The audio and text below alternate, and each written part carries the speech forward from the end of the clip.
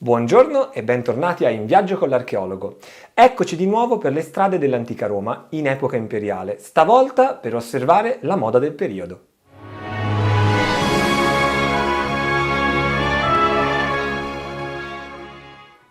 Il nostro viaggio parte da casa e dobbiamo trovare ovviamente vestiti per uscire.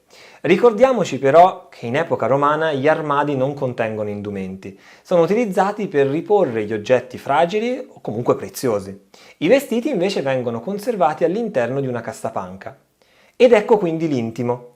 Ci può meravigliare il fatto che in epoca romana esistesse un equivalente del nostro intimo, ma bisogna tenere presente che in effetti forme più rudimentali erano già utilizzate anche nelle epoche precedenti.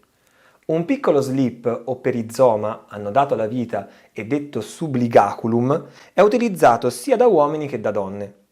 È presente anche una sorta di grande mutanda, sempre ottenuta annodando il tessuto, che è indossata per i lavori di fatica oppure dai gladiatori e dagli attori. Il reggiseno, detto strophium o mamillare, è costituito da una fascia di stoffa o di pelle. La tunica è l'indumento per eccellenza, quello più importante in epoca romana, e in effetti la nostra cassapanca ne contiene diverse. Vediamo infatti tuniche che hanno fattezze, colori o tessuti differenti. La tunica si indossa direttamente sopra l'intimo e la troviamo sia nel guardaroba dei più ricchi sia nel guardaroba delle persone meno abbienti. Ciò che differenzia una classe dall'altra è ovviamente il tipo di tessuto utilizzato. Le più economiche sono realizzate in lana, ma da Oriente provengono anche tessuti molto più costosi e pregiati come il lino o addirittura la seta. Una tunica è composta semplicemente da due rettangoli di stoffa cuciti assieme, lasciando però i fori per il collo e le braccia. Assomiglia molto ad una nostra maglietta, solo molto più lunga. Per la donna infatti arriva fino alle caviglie, mentre per l'uomo, una volta messa la cintura e fatto lo sbuffo, cioè rimboccata diciamo così il tessuto nella cintura, deve arrivare al di sopra del ginocchio. Non vediamo poi tuniche che coprono completamente le braccia, questo perché le maniche in epoca romana devono arrivare solo fino agli avambracci. Sotto la tunica, durante il periodo invernale, quindi quando fa molto freddo, si possono poi indossare altre tuniche differenti, in genere sono più corte e più aderenti per avere più caldo. Sono l'equivalente di quello che per noi è la maglietta della salute. Nelle tuniche maschili poi possono essere cucite o tessute due strisce di color porpora, dette clavi, più larghe per indicare l'appartenenza all'ordine senatorio, in questo caso si parla di laticlavi, e più strette per indicare invece l'ordine equestre, in questo caso parliamo di angusticlavi, cioè sclavi stretti. La toga è invece l'indumento per eccellenza del cittadino romano maschio.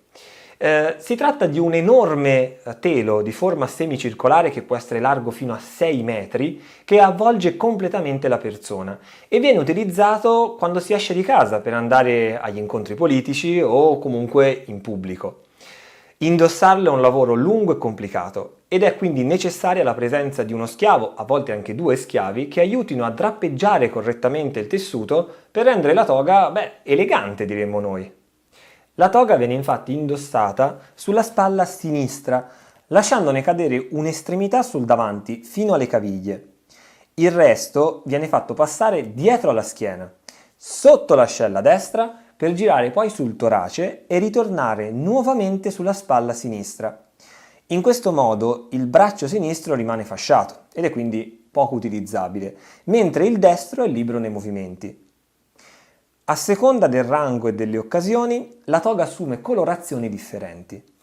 E così abbiamo la toga candida, bianca e senza ornamenti, per i candidati all'elezione, i futuri politici. E questo perché devono dare un'idea di loro stessi pulita, candida, limpida.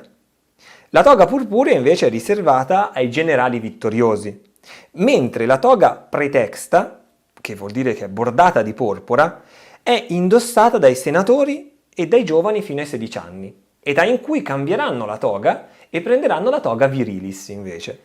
La toga quindi è un indumento veramente scomodo e in epoca imperiale è indossato sempre meno.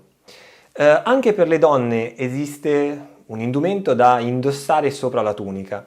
Si tratta cioè della stola. Con stola si intende una veste ampia e lunga che viene fermata con due cinture, una in vita e una sotto il seno, al fine di esaltare le forme femminili. Per il freddo e per la pioggia, diciamo che l'indumento migliore è il mantello in epoca romana e a Roma esistono diversi tipi di mantelli. Il più diffuso è la penula, un largo mantello di forma semicircolare dotato di cappuccio. Può essere realizzato in diversi materiali, in lana cotta, feltro o addirittura in cuoio e a seconda del materiale cambia leggermente il suo nome in base all'aggettivo che gli viene attribuito. Questo tipo di mantello copre l'intero corpo e come vedete nel disegno, indossandolo si assomiglia molto ai personaggi di Star Wars. Il pallium invece è un mantello simile a una toga, ma più corto e molto più semplice da indossare e per questo motivo è preferito dagli uomini romani quando devono uscire di casa. Il mantello femminile per eccellenza è invece la palla, un grande scialle che avvolge tutto il corpo, volendo può anche coprire la testa, e arriva fino alle ginocchia. Bene, siamo quasi in fondo alla nostra vestizione. L'ultima cosa che manca sono le calzature. Qui dobbiamo subito sfatare un'idea, e cioè che i romani siano un popolo che indossa continuamente i sandali. In epoca romana, infatti, esistono diversi tipi di calzature e le vediamo vicino alla nostra cassapanca. Troviamo infatti dei semplici zoccoli, oppure possiamo indossare dei sandali aperti, detti sole. E perché no, delle scarpe vere e proprie. I romani hanno diversi tipi di scarpe, alcune assomigliano per esempio ai nostri mocassini, altre ancora invece arrivano fino al polpaccio e quindi ricordano molto i nostri stivali. Parlando delle calzature esiste poi un'usanza in epoca romana che si è conservata nel corso dei secoli arrivando fino a noi. A Roma infatti, sia a casa nostra sia da amici o conoscenti, entrando nell'abitazione dovremmo cambiarci le scarpe, indossando dei sandali o degli zoccoli da interno. Nella nostra cassapanca mancano però alcuni indumenti che per noi sono di uso quotidiano. Non vediamo per esempio i calzini, i romani li chiamano udones e sono utilizzati solo nelle zone dell'impero in cui il clima è molto rigido e freddo e non ovunque. Non troviamo neppure i pantaloni, cioè quelli che i romani chiamano brache, perché sono considerati un indumento barbarico. Cominciano ad affermarsi solo dall'epoca di Traiano in poi e noi li vediamo raffigurati proprio sulla colonna traiana a Roma, indossati dai legionari e dallo stesso imperatore durante le campagne in Dacia. Come possiamo immaginarli? Assomigliano a dei leggings odierni, molto attillati e che arrivano a metà del polpaccio. L'altra cosa che non vediamo è il pigiama. Già in epoca romana non c'è il concetto di un indumento che viene utilizzato solo per la notte.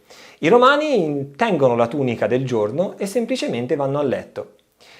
Il tutto viene poi completato, l'abbigliamento, con gli accessori. Per l'uomo l'accessorio più comune è l'anello o vari anelli che indicano anche il potere della persona. Per le donne invece sono di più, possiamo infatti vedere donne che escono di casa, ovviamente coi gioielli, ma che indossano anche magari dei nastri nei capelli o si portano dietro un ventaglio o un ombrellino per ripararsi dal sole e perché no magari un fazzoletto per detergersi il sudore. Abbiamo finito la nostra preparazione, ora siamo vestiti e siamo pronti per uscire alla scoperta della nostra città romana. Io spero che il video vi sia piaciuto, vi invito come sempre a mettere un mi piace, a cliccare sulla campanella e a iscrivervi al canale se non lo avete ancora fatto e per ogni domanda o dubbio mi raccomando scrivete nei commenti, io sarò più che felice di rispondervi. Vi saluto e vi do appuntamento al prossimo video. Arrivederci!